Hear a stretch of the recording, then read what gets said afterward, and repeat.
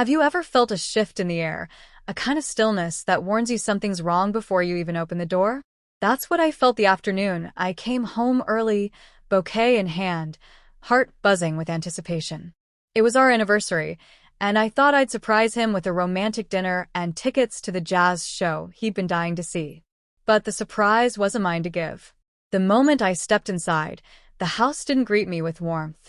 It recoiled, like it knew something I didn't. Until I did. I'm Leah, 34. Marketing exec. Type A, spreadsheets for breakfast kind of woman. My husband, Ryan, is a landscape architect. Calm, composed, charming in that rugged flannel shirt way. We met at a mutual friend's engagement party 7 years ago. He was sketching something on a napkin. Turns out it was the layout for a rooftop garden. I made a joke about how it looked like a maze. He said, "Well, if it gets you to talk to me, then it's working." We married 2 years later. Bought a cozy house in the suburbs with a swing on the porch and a stubborn maple tree out front that refused to lose all its leaves in fall. Life was good. Not thrilling, not dramatic, but safe. Predictable. Comfortable. The kind of life my parents told me was worth building. This year had been busy. Too busy. Ryan had taken on a big park redesign project. I was heading up a product launch. We barely saw each other during the week. But today, our 5th anniversary, I cleared my calendar, left work at noon, and swung by the flower shop for white peonies, his favorite, surprisingly. I even grabbed his favorite truffle pasta from that little Italian place downtown. As I drove home, I pictured his face when he saw me. I imagined him dropping his drafting pencil, eyes lighting up with that boyish glint he hadn't shown much lately. I rehearsed what I'd say. "Happy anniversary, baby. Tonight, it's just us." I parked in the driveway and noticed something strange. Ryan's car was already there. My heart fluttered. Maybe he had taken the day off too. Maybe we'd both been thinking the same thing. Rekindling the spark. That made me smile. But the moment I stepped inside, something felt off. The silence wasn't empty, it was heavy. Too still. Like a frozen moment waiting to shatter. Then I heard it. Laughter. Not mine. Not his. A woman's laugh. From upstairs. I stood there, paralyzed. The flowers drooped slightly in my hand, as if they knew they were no longer welcome. My breath came shallow, ears straining to catch any sound that could somehow make this logical. Maybe it was a TV. Maybe a podcast. But then I heard his voice. Muffled, low. Familiar. And then hers again. Closer this time. They were in the bedroom. Our bedroom. My feet moved before my mind caught up. I climbed the stairs slowly, as if delay could somehow undo what I already suspected. Each creak in the wood felt accusatory. I stopped just outside the door. It wasn't even fully closed. I pushed it gently. There they were, Ryan and a woman, tangled in our sheets. Her back was arched, his mouth was at her collarbone.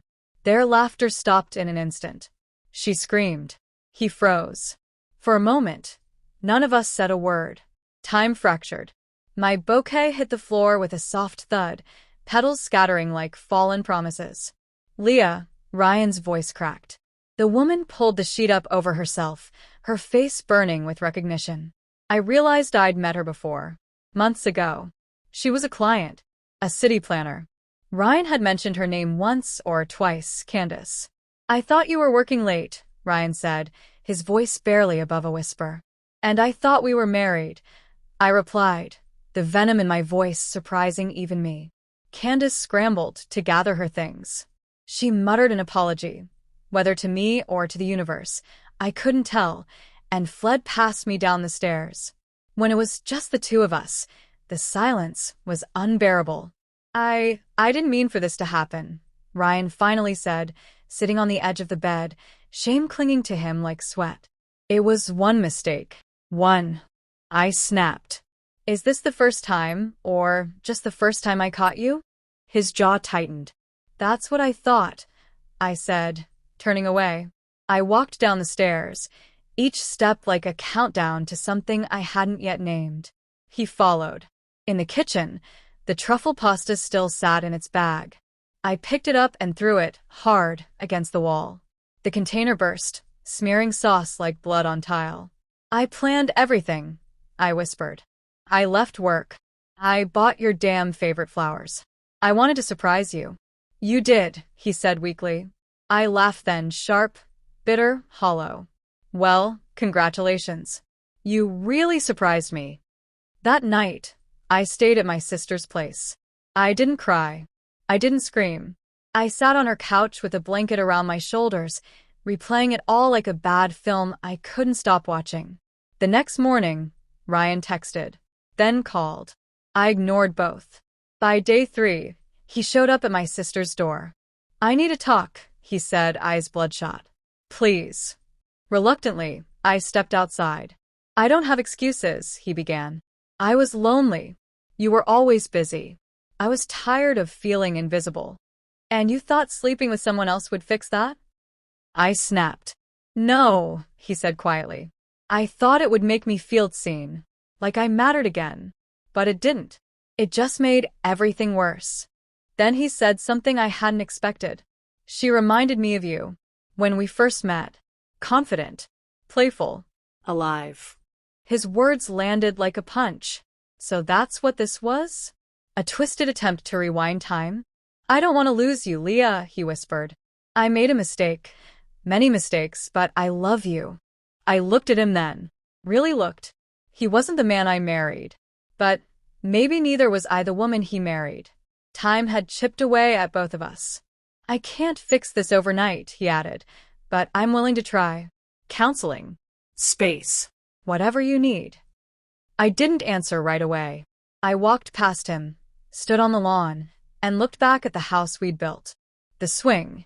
The stubborn maple. The life we crafted, now cracked open. Could something broken be reforged? Should it? Or was it time to let go? 2 weeks later, I moved back into the house.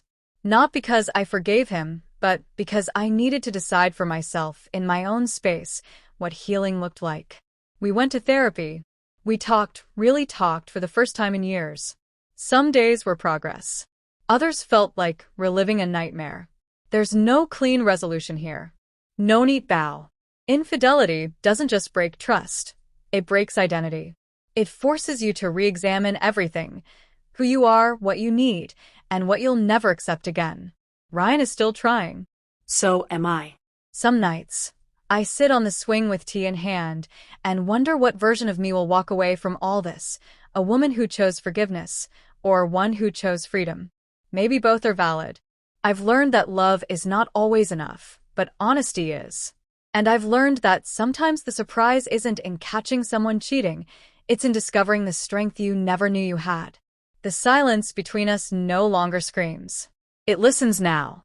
Hesitant. Hopeful. Time will decide the rest. But I've already decided one thing. I will never again shrink myself for someone else to feel seen. That's a promise I'll never break.